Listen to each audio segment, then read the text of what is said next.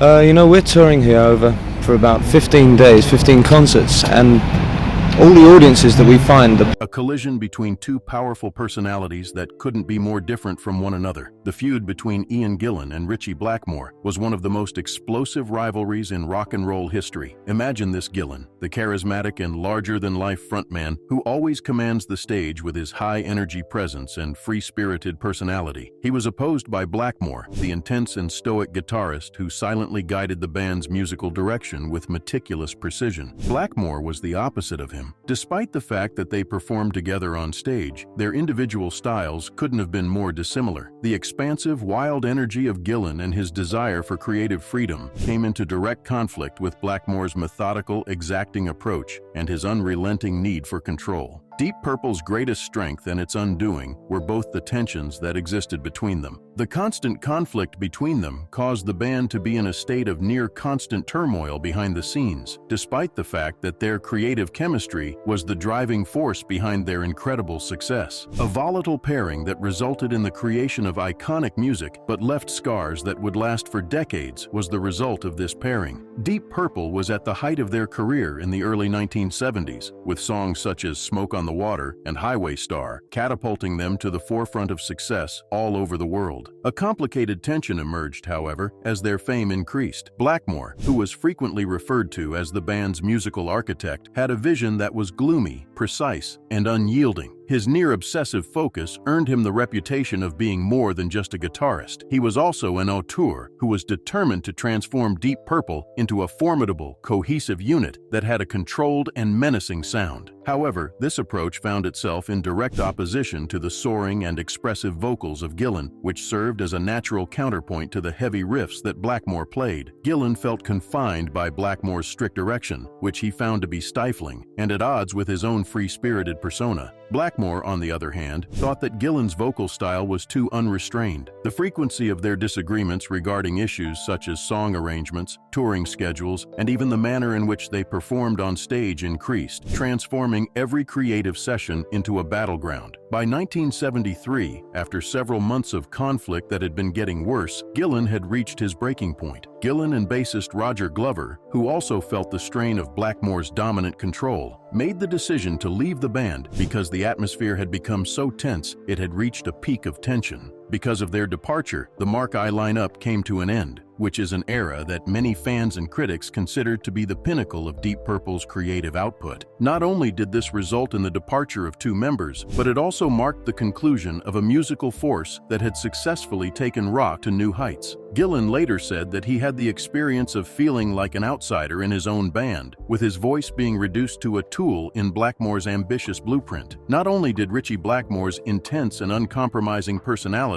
lead to conflicts with Ian Gillan, but it also led to disagreements with other important figures in Deep Purple. His need for complete control and his dark, heavy musical vision frequently came into conflict with the more refined and classically inspired aspirations of John Lord, who was the co-founder of the band and a legendary keyboardist throughout its history. Lord brought a level of sophistication to Deep Purple that stood in stark contrast to Blackmore's raw and relentless guitar work. Lord is known for his expansive organ solos and layered compositions, and he brought this level of sophistication to Deep Purple. Blackmore respected Lord's love for classical music, but he did not always see it as compatible with the band's hard-hitting rock identity. Lord's love for classical music was more than just an influence. It was central to his identity as a musician. There was a subtle and frequently concealed source of tension within the band that was caused by these creative differences. Blackmore and Lord's divergent visions frequently came to a quiet clash within Deep Purple, despite the fact that the band presented a united front to the public. Blackmore desired for the band to focus more on darker and more aggressive soundscapes, while at the same time reducing some of the complexity that Lord's classical elements brought to the table. For Lord, the push towards a more straightforward rock sound felt like a limitation, as if he had to reduce the depth of his musical compositions in order to conform to Blackmore's simplified vision. There was a simmering tension beneath the surface during the recording sessions for some of their most iconic albums, such as Machine Head and and Burn, this tension had an influence on the musical direction in ways that were both subtle and profound. The intricate solos that Lord played frequently danced around the brooding riffs that Blackmore played, which resulted in a one-of-a-kind soundscape that was both powerful and complex. In songs such as Burn, Blackmore's aggressive guitar style clashed and blended with Lord's organ solos, resulting in a dynamic tension that became a defining characteristic of the band's sound. But there was a sense that both musicians were constantly pushing against each other's boundaries, locked in a creative struggle that shaped not only their individual styles, but also the identity of Deep Purple as a whole. This was the feeling that was reflected in the music. The internal dynamics of the band were given a new dimension by the creative discord that was present. Lord maintained a quiet resilience, working to integrate his classical influences into Blackmore's rock-focused sound. This was in contrast to Gillan, who frequently engaged in open conflict with Blackmore. Deep Purple acquired a competitive advantage that differentiated them from other rock bands of the era as a result of this tug-of-war, which shaped the music in ways that fans could feel but not always identify with. Although Blackmore's desire for a darker and more primal sound may not have aligned with Lord's vision, the friction between them resulted in a unique musical alchemy. This alchemy left an indelible mark on the history of rock music and added a depth to the band's work that might not have been achieved without the constant creative push and pull that took place between them. In the years that followed the departure of Gillan and Glover, Blackmore's unyielding standards also caused friction with David Coverdale, who had joined the band as the lead vocalist in the middle of the 1970s. Coverdale was at the edge of his abilities as a result of Blackmore's perfectionism and intense demands, which forced him to quickly adjust to the high-pressure environment that the band was in. At a later time, Coverdale expressed his admiration for Blackmore's talent, but he also mentioned the tension he experienced while working under his critical eye. An additional chapter was added to the complicated history of Deep Purple as a result of Blackmore's ability to both motivate and intimidate those around him, a reputation that contributed to Blackmore's mystique while also isolating him from his peers, was formed as a result of the relationships that Blackmore strained with other members of the band. This highlighted the toll that his unrelenting ambition took on the group. The classic lineup of Deep Purple got back together in 1984 after being apart for a number of years, and they recorded the album Perfect Strangers, which was eagerly anticipated by fans. In spite of the fact that fans were overjoyed by the reunion, the old rivalries quickly re-emerged. The level of control that Blackmore had over the situation had only increased, and his unpredictable behavior started to cast a shadow over every practice and performance. There were other members of the band who saw the reunion as an opportunity to relive their glory days. However, Blackmore's temper frequently caused rehearsals to be disrupted. His demands were in direct opposition to the renewed enthusiasm of his bandmates. At the beginning of the 1990s, the level of tension had reached yet another crescendo. Blackmore made a shocking decision in 1993 when he walked off stage during a tour, leaving his bandmates to continue without him. In the latter part of that year, his departure from the band was a relief for Gillan, who described it as alleviating a burden that had been placed on their shoulders. Blackmore, on the other hand, did not exhibit any signs of regret. He openly referred to Gillan with the scathing moniker Oliver Rude, which was a clear indication of the condescension he felt for the personalities of his former bandmates. As they reflected on their rivalry many years later, both Gillan and Blackmore would acknowledge the toll it had taken on their relationship. In a straightforward admission,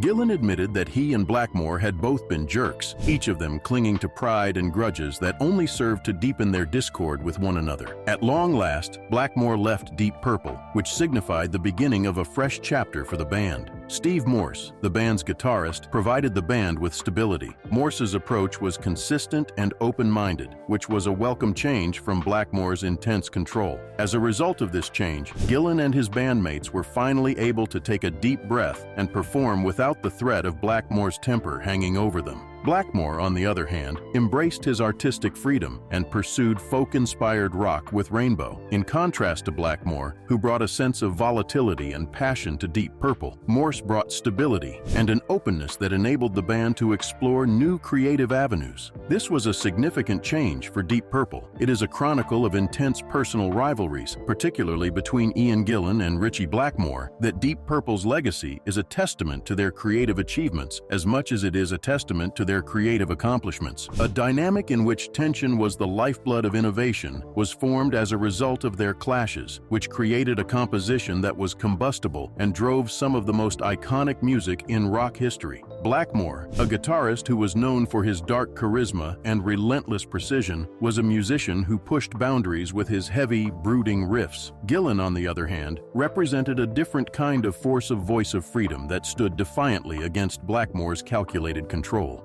His vocal style was soaring and unrestrained, and he was the opposite of Blackmore. This unspoken battle for musical dominance was etched into every track, marking songs like Child in Time and Burn as both musical achievements and audible records of their rivalry. This battle resulted in the rivalry being etched into every track. Both musicians found that this conflict was just as defining as the music itself, and it pushed them to accomplish things that they might not have been able to accomplish on their own. It is possible to say that their competition was the driving force behind one of the most innovative eras in rock music. This creative collision was not merely a fleeting spark. Rather, it was a powerful force that resulted in the production of a one-of-a-kind sound and alchemy that could have only been present in the friction that occurred between their competing visions. Due to the fact that their artistic differences created tension that fueled brilliance, each and every performance and recording session was a dance on the verge of collapsing. Gillan's freewheeling passion for exploration came into conflict with Blackmore's pursuit of structured, intense soundscapes, which resulted in the creation of music that was raw, charged, and significantly different from anything that their contemporaries were producing at the time. This wasn't just a case of working together. Rather, it was a never-ending conflict, an unspoken challenge to produce something more significant. As a consequence, a collection of music was produced that outlasted the personal dramas, serving as a source of motivation for a great number of musicians and leaving an impression on rock that continues to have an impact to this day. Deep Purple's narrative is a raw and complicated one, marked by conflict but ultimately elevated by it. The story is a raw and complex one. The frequently difficult relationships that Blackmore had with his bandmates became an integral part of the band's identity, distinguishing them as musicians who were not afraid to confront and challenge one another. Despite the fact that this was not an easy collaboration by any stretch of the imagination, it ended up becoming a defining characteristic of their artwork,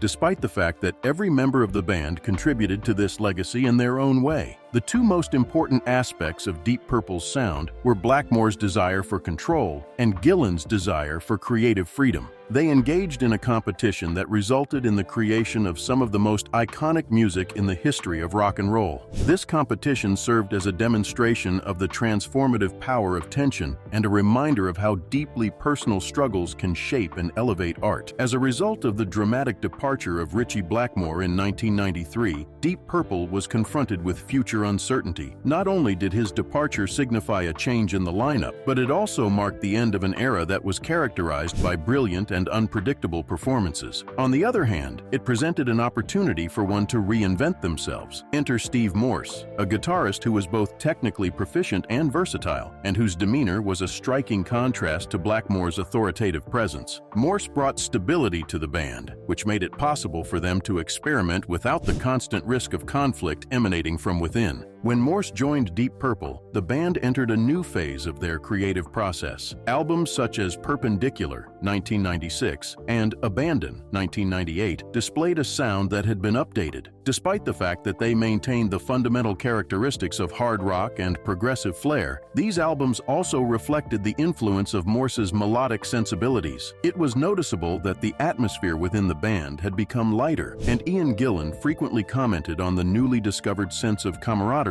that had developed. The group was reborn as a result of this spirit of collaboration, which demonstrated that Deep Purple was capable of flourishing in the absence of the persistent tension that had previously served as both their muse and their curse. Ritchie Blackmore, in the meantime, channeled his creative energies into a new chapter with Rainbow, revitalizing the band with a sound that was more folk rock orientated. The culmination of his investigation into music from the Middle Ages and the Renaissance was the formation of Blackmore's Night, which featured vocalist Candice Night and features a combination of rock elements and traditional folk instruments. Despite the fact that this direction was a departure from the hard-edged rock that Deep Purple was known for, it gave Blackmore the opportunity to explore a different aspect of his artistic ability. On the subject of Blackmore's musical transition, both critics and fans were divided. Some people lauded his versatility and his dedication to pursuing his artistic passions, while others yearned for the fiery guitar work that had characterized his time spent with Deep Purple. Whatever the case may be, Blackmore's capacity to reinvent himself highlighted his status as a musical chameleon, unrestricted by the expectations of any particular genre. During this time period, Ian Gillan too took the opportunity to contemplate the turbulent history he shared with Blackmore and the band. During a number of interviews, he openly discussed the emotional toll that their rivalry had taken on him and his partner, admitting that their conflicts frequently brought out the worst in both of them. In spite of this, Gillan acknowledged that the creative friction had ultimately resulted in him delivering some of the most powerful vocal performances of his career. When he was not performing with Deep Purple,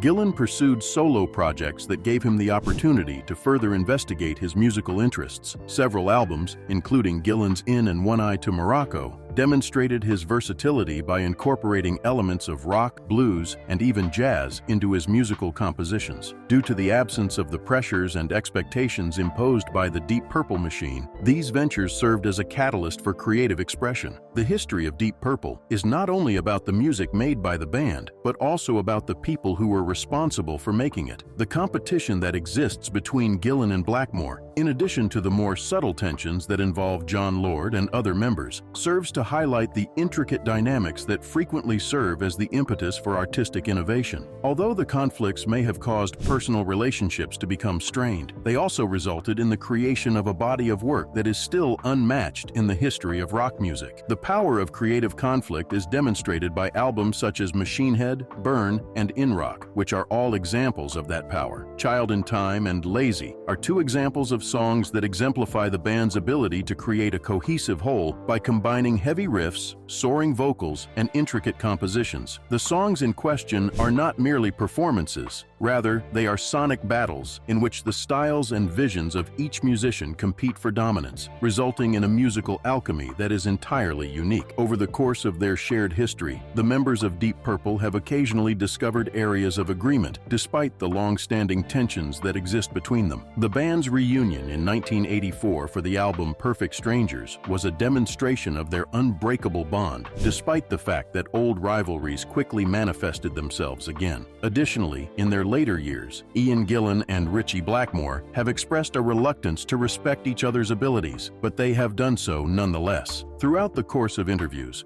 Gillan has acknowledged Blackmore's brilliance, albeit with a healthy dose of his signature humor. Blackmore, on the other hand, has occasionally shifted his position, dropping hints that he is experiencing feelings of melancholy for the music that they created together. The complicated but ultimately unbreakable connection that they have forged through their years of working together is highlighted by these moments of mutual respect, even though it appears that a full reconciliation is unlikely to actually occur. Beyond the scope of their own discography, Deep Purple has had a significant impact. Their innovative combination of hard rock, blues, and classical music has had a significant impact on a great number of musicians working in a variety of genres. Deep Purple has been cited as a significant influence by a number of bands, including Metallica, Iron Maiden, and Dream Theater. These bands have drawn inspiration from Deep Purple's technical expertise and innovative approach to songwriting while performing. In particular, the way in which Blackmore's guitar and John Lord's keyboards interacted with one another served as a model for subsequent bands that aim to combine heavy rock with intricate symphonic elements. Deep Purple's music continues to resound with new generations of listeners even in the present day, demonstrating that their legacy is just as enduring as the riffs that are featured in Smoke on the Water. Over the course of the past few years, Deep Purple has continued to develop by releasing new music and touring extensively. Even though they are getting close to the end of their careers, the band continues to be a creative force, as evidenced by albums such as Whoosh 2020 and Infinite for 2017. which were released in 2017. These later works, despite having less of an impact on the commercial front than their earlier hits, demonstrate that the band is still willing to experiment and push the boundaries of what is possible. There is a combination of new and old members in the current lineup, which includes longtime members Ian Pace, Roger Glover, and Ian Gillan, as well as keyboardist Don Airey and Steve Morse. Together, they pay tribute to the extensive history of Deep Purple, while simultaneously moving forward with a revitalized sense of purpose. Contradictions and contrasts are a central theme throughout the narrative of Deep Purple. It's a story about fierce competition and profound partnerships, about soaring victories and bitter breakups, and about everything in between. Throughout the course of rock history, the tensions that existed between Ritchie Blackmore and Ian Gillan, in addition to the larger dynamics that existed within the band, have left an indelible mark. At the end of the day, the legacy of Deep Purple is not solely defined by the internal conflicts that they experienced, but rather by the extraordinary music that emerged from those conflicts. Despite the fact that their songs continue to captivate audiences, they serve as a reminder that sometimes the greatest art is born from the greatest struggles. Because they continue to be a source of inspiration for new generations of musicians, Deep Purple's position in the pantheon of rock legends is unshakable. This is a demonstration of the transformative power that creative tension possesses.